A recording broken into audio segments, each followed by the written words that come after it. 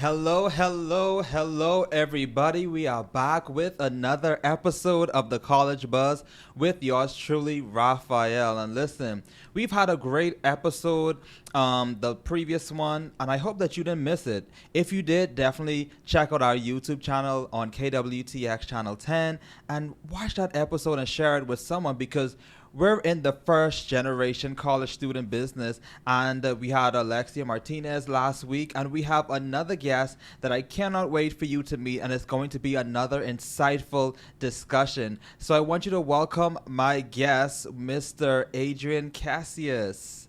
Welcome to the show. Thank you for having me. Awesome, awesome. So tell us a bit about yourself. Tell us where you're from. Tell us what year are you and all that good jazz. Yeah, so my name is Adrian.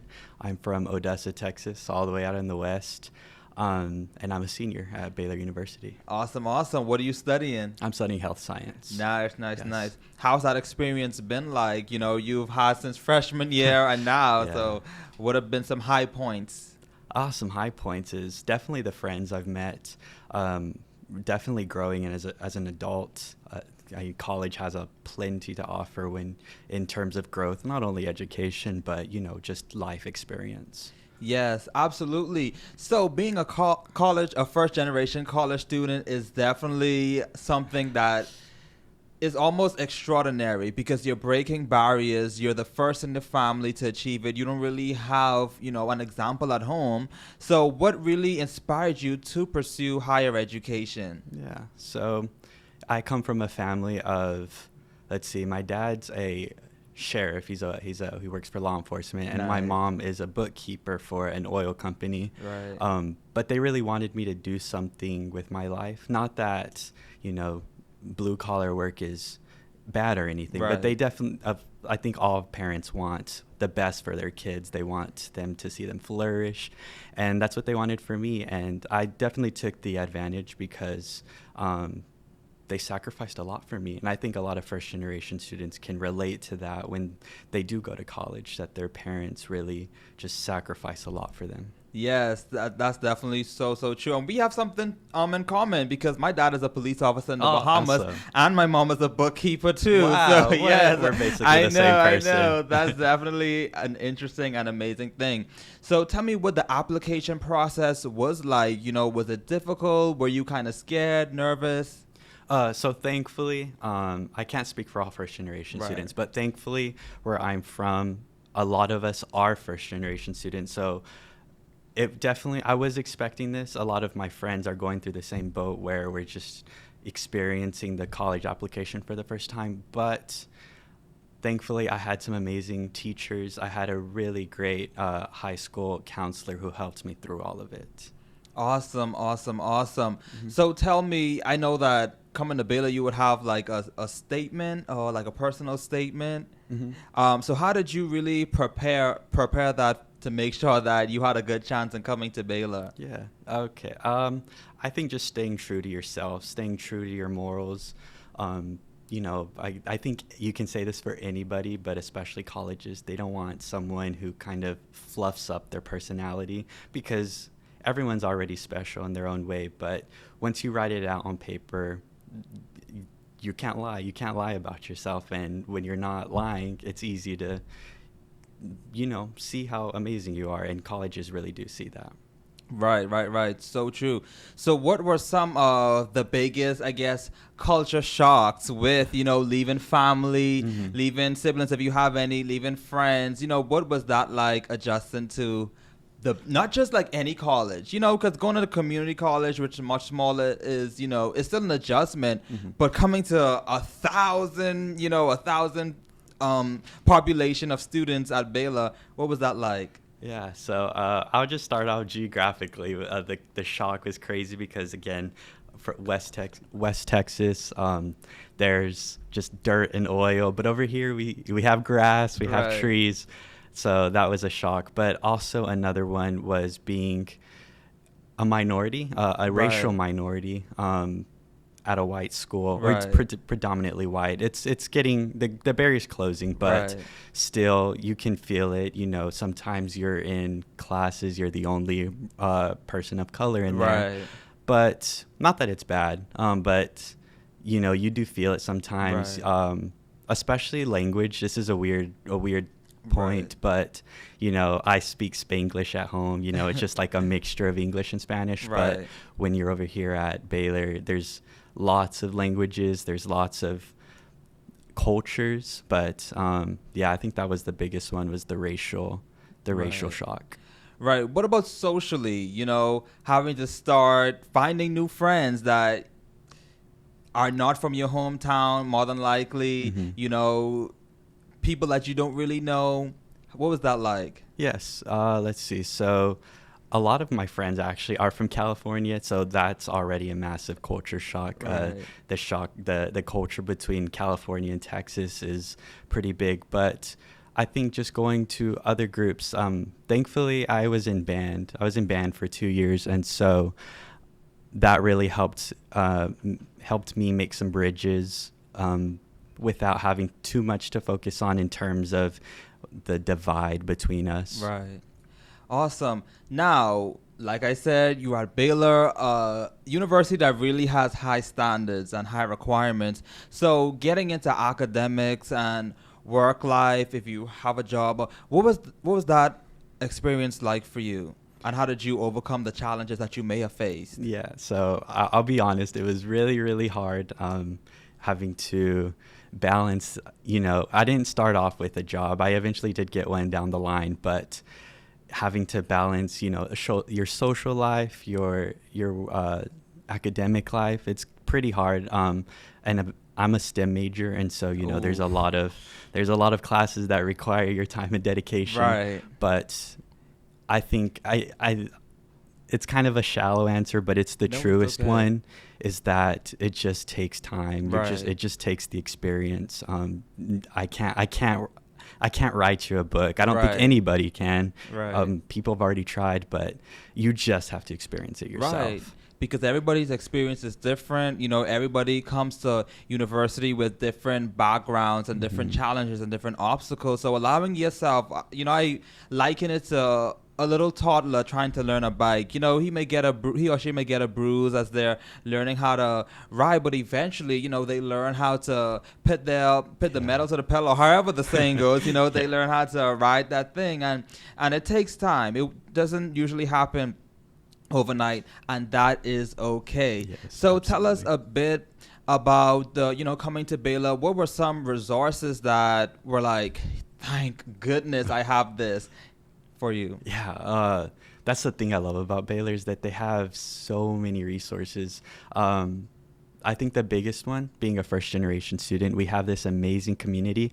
I think, in fact, we were ranked, I think, in the top 20 programs nationwide to have Woo! such a emphasis on first generation students. Right. And so thankfully I'm a part of that. There was a big help. Her name's Miss Michelle Gonzalez, our Woo! director.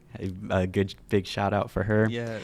Um, we also, there's also little ones. There's also your little groups that you get to experience. We have this thing called late night, where all the groups of the campus just spread out across campus, and you just get Right. to go pick your favorites. Nice, nice, nice. So, of course, there are, like I said, challenges that we all face, not only in academics, not only in social life, but there may be, some mental challenges, especially Mhm. with parents aren't there with you. You have to navigate this whole new journey. And even with sometimes parents having a hard time to let their kids go, how did you navigate that particular aspect? Oh yeah. Funny story. I'll be a little bit honest. I think, what was it, my third week of school, I just called my mom and I just bawled my eyes out. I think I was having a harder time adjusting Right. than she was, but yes, again, it's just gonna take time. Right. You can't really prepare someone for Right. these mental challenges. I think the mentality is that you got to make yourself happy, Mhm. but that's not the truth of it. You just have to. It's gonna happen. It's gonna hurt for a little bit, but Right. you'll get through it. Right. I mean, just think of all the first generation students are breaking barriers and have gotten through it Right. themselves. Yes. So, of course, with coming to college, and now that you're almost at the end of your Yes. journey, what did you wish you knew before coming to college? Ooh, a good question. Let's see. I would have to say that I wish I would have known that it's okay to fail. Right. I Yes. think, especially in colleges where, I mean, kind of you want to fail because Right. you're discovering yourself, and maybe you're studying for class this way. Like for me, for example, I would consider myself a perfectionist. Right. I found one way to study, and that's how I wanted to do it for all my classes. But that's not how you do it. Right. There's just there's different things for different areas of your life, and it doesn't have to be the same for all of it. I think just get ready to fail because it's going to happen, but it's a good thing. Right. Yes, definitely relatable about failure. And like you said, you want to fail in college. I mean, not like want to Yeah, fail, yeah, I know but what you. college is the perfect place for you to fail because, like you said, you're learning yourself. You're learning, what works for you, what Mhm. doesn't work for you, which classes come easier for you, which classes Yeah. you struggle with. But it's not just about failing, but it's failing well. And how do we fail well? We fail well by taking those lessons from that little setback and allowing that to fuel us and to move forward. So with that, how did you overcome failure? What did you use to motivate you? Because I know probably maybe you've experienced this as a first generation, that first failure, like, "Oh, is this for me? Am I cut out for this? Do I even have a place here at Baylor? What are my parents going to think?" So how did you stay motivated despite failure? Yes. I would say, especially with this imposter syndrome, Yes. very, very popular, especially amongst the first generation community. I think just relating your story with the others around you, especially other Right. first generation students, make it known that you feel this way, especially to your closest friends or your Right. closest people that you trust. And they will tell you it's unfortunately it's not going to go away, but you can always use it. You can always redirect that bad energy of Right. the imposter syndrome and use it to push yourself. The way I navigated it is Yes. I would call my parents. Don't isolate your parents. Right. Don't forget to let them know that you're alive. Yes. But it's okay to call them every once in a while. And then also my faith. I used my faith a lot Yes. to get through it all. Right. That's so good. That's so good. Are there any, I know you talk about the First in Line, such an amazing organization at Baylor. Were there any other organizations that you found helpful for you as you navigated your journey at Baylor? Yes. So I think I mentioned this before. I was a part of the marching band. We Nice. call it Bugweb at Baylor University. Which section do you play? The baritone. All Not many right. people know, but Right. the baritone. It looks like a giant chunky trumpet. Right. But yes, so they helped me a lot, That's good. especially with incorporating your social life. Because again, as freshmen, I was a shy freshman, but Right. thankfully I had them because they allowed me to make friends easier. Right. But yes, I have to give another shout out to them. They helped me a Yes. lot there. That's awesome. That's awesome. So now that you are almost at the end of Mhm. such an incredible journey, what were some of your top 3 lessons throughout your college journey? Yes. Let's see. I would have to say, again, failure is okay. Yes. It's going to happen. But another one I would say is that nothing is set in stone. I think about 2 years into my college journey, I realized what I was doing is not what I wanted to do. Right. And that's okay. It's That is okay to okay. change. Yes. You don't want to go willy-nilly all the time, but Right. you don't have to set your life in stone. And let's see, the last one is to ask for help. Yes. I come from a family where asking for help was hard, and Right. it's just natural. It's not like my parents told me not Right. to ask for help. It's just something we grow up Right. with. And I think a few other first gen students realize that too, because I've also talked with them and they felt the same way. But Right. it's okay to ask for help. It's okay to depend on other people. That's what these resources are for. Right.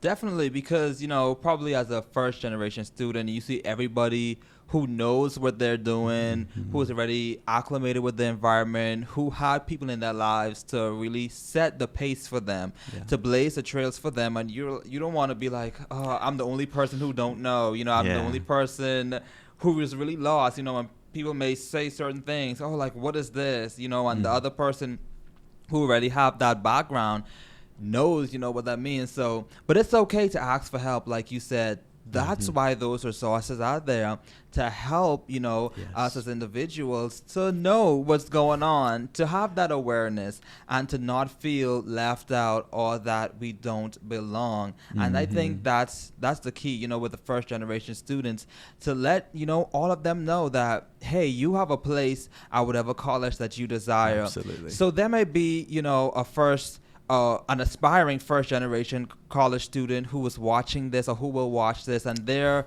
kind of debating on, is this college thing for me? I don't have anyone. I don't have a support system. I don't know what I'm doing. I don't know what's the first step. Give them some advice on how to navigate that. Yes.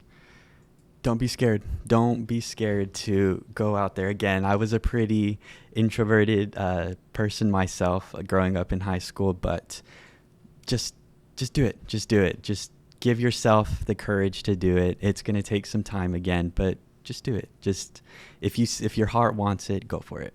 Yes, and of course there are going to be obstacles along the way. Absolutely. There are going to be setbacks throughout the application process. The first one that you submit, it may be a no, but like I always tell people, every no is leading you to that one yes. And it just takes one yes, that will change the course of any one of our lives. So being encouraged with that. So what's next for Mr. Adrian? Yes. Again, I was on my way to PA school, physician assistant school, but I decided along the line that I will be going to seminary. All right. Yes. That's awesome. And what do we plan to study in seminary, and what is the end goal for you? Yes, so I'm Catholic, so Nice. The end goal of seminary is to be a Catholic priest. Wow. Well, before you make it, I have the honor of, an aspiring priest, a soon-to-be priest. Well, it's just such an honor to have you on the show, and I definitely know that you will continue to be a light, wherever you go, and that's what it's all about, allowing that light to shine through you. So is there anything else you want to say to our audience, to first-generation students who may be listening today? Yes, I would just say, I keep you in my prayers. Yes. There's plenty of people out there who want to see you succeed. Right. They want to see you grow, and they want to see you complete amazing things in this world. Go out and change it. Yes.